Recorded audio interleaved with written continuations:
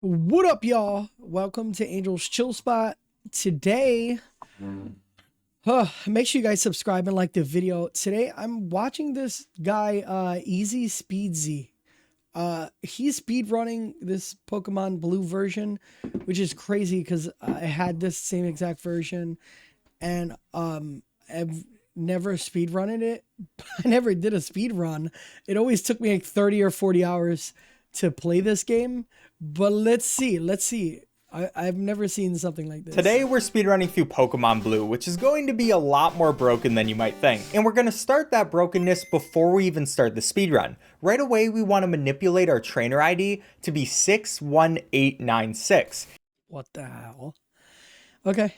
And to do that, we can frame perfectly advance through the intro screens, go into the delete game screen, and immediately perform a soft reset by holding A, B, select, and start. After this, we're going to do nothing for a few screens and let them play out, but once this Jigglypuff shows up and does a hop, we'll hold A to get to the title screen of the game and start holding start before immediately pressing B to go back to the title screen. Now all we need to do is wait until the Squirtle moves away and then hold start. We know we're successful here because Hitmonlee shows up, and now we can finally start the speedrun. And just like normal, we're gonna have Professor Oak explaining the world of Pokemon to us. Yeah. Too bad I don't really care, so we just mash through this text as fast as possible.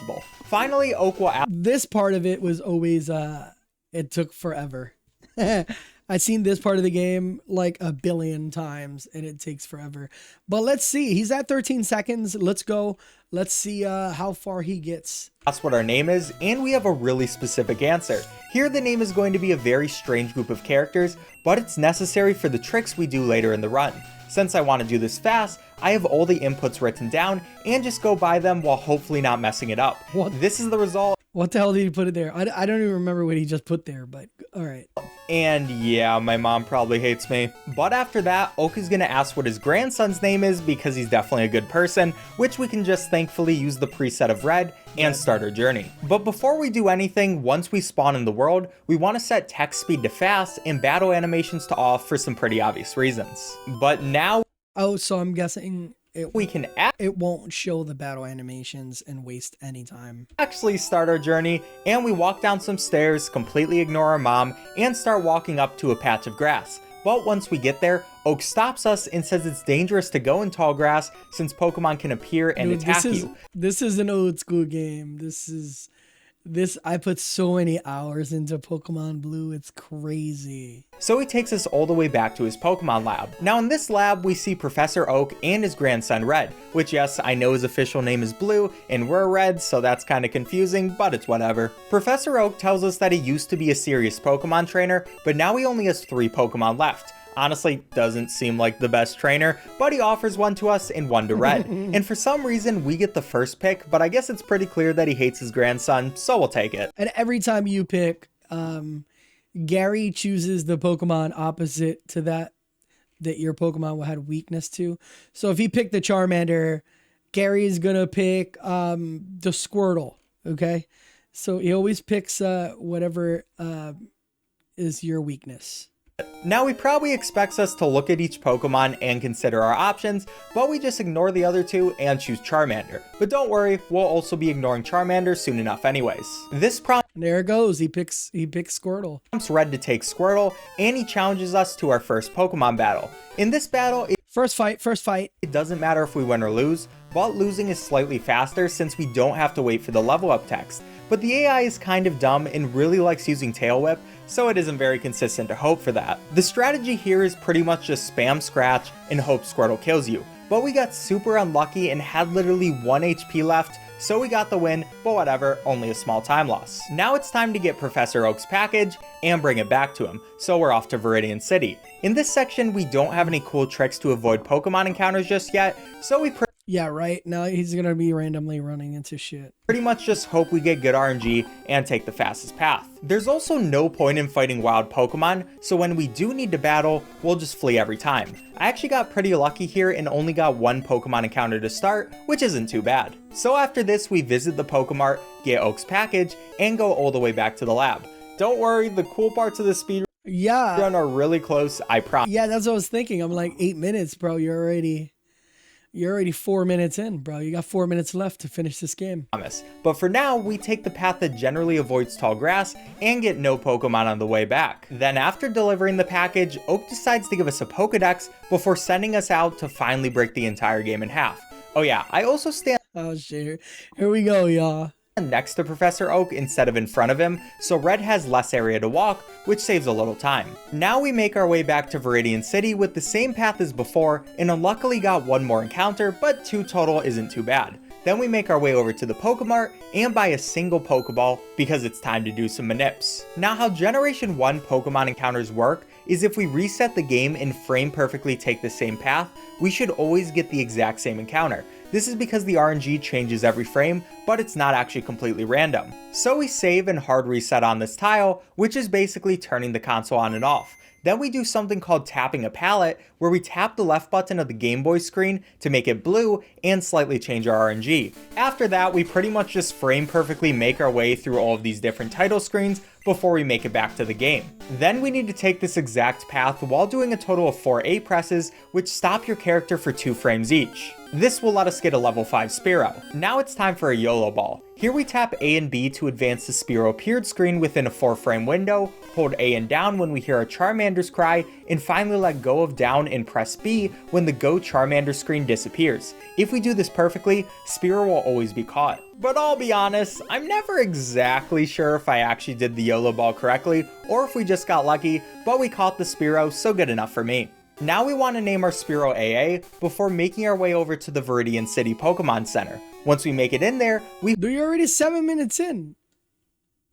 hope that this jerk doesn't block our way and deposit our Charmander into the PC before going to Nurse Joy and healing up our Spearow. This part actually isn't for healing our Pokemon though, and instead we want to set our fainting location to this Pokemon Center. And now we have a fairly long walk to make it over to Viridian Forest. Not too much to explain here, but once we make it onto this tile, we want to save the game and do a hard reset. Now for this manip, instead of tapping the palette to be blue, we're going to hold it, which makes the RNG a bit different. Then it's just like normal with frame perfectly starting the game. Now it's time for easily the hardest part of the speedrun. So we want to do frame perfect movement all the way to a certain part of this forest. Now obviously, since we are in the forest, there's a big chance that we're going to get Pokemon encounters. But if we can do this all frame perfectly, we shouldn't get any until we want to. So you can see I'm going straight through the grass, which is kind of scary. But the good thing is Yeah, he made it all the way through. Y'all see that without even one stop. I know that no Pokemon are going to spawn on me. Now one thing that does help with doing this path is you can actually buffer movement. Now Generation 1 works with a tile-based system, so as you're going through it, we can basically decide to go a specific direction a little bit before we actually make it there. Then once we're at that direction, we're going to automatically do the movement and be fine. And we perfectly set ourselves up that as soon as we're in this spot, we're going to get a Pikachu encounter before the trainer can see us. Now with the Pikachu fight, we want to manipulate the game to give us a Thundershot crit and kill us instantly. But I failed it. Thankfully though, it's not too much of a problem. All we have to do is hope we get good RNG, which we didn't. Yeah, this Pikachu really likes growling. Finally, Yo. he finishes us off though, and immediately after that, the trainer we were in front of tries to fight us, but we teleport away. This is called Trainer Deathfly Glitch, and now we're back at the Pokemon Center. From here we walk all the way back to the forest, and immediately once we get there, the trainer from earlier attacks us. He's really upset that we left him. In this fight, all we hope for is that his Poison Sting attack doesn't poison us, which would basically ruin the entire run. But after a few pecks, we finish him off, only to have him fight us again. What? This dude is so upset at us that he challenges us to Twice. another Pokemon battle with the exact same Weedle. So we use the same strategy, beat him, and hear this strange noise. Now we can move our character again, but we walk like this. We want to make our way to the first trainer in the forest, even if we're very much struggling to even lift our legs. But trainer line of sight I guess the game's just like really glitched out now.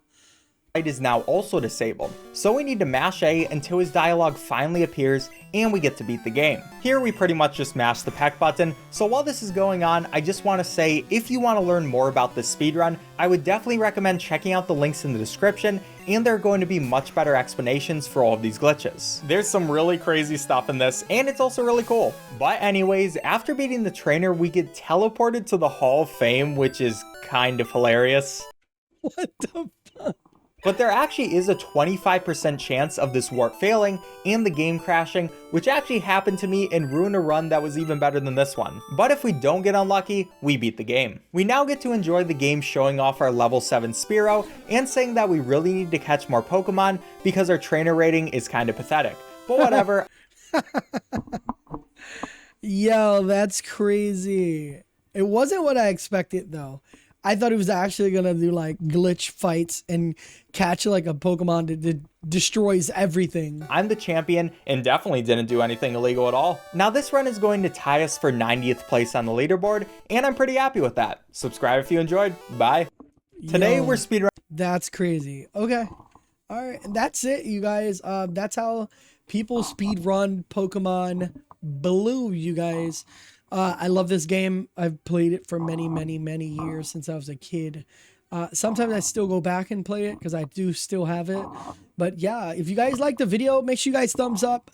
Make sure you guys subscribe if you're new in here. And have a great day. Check you guys out later, y'all.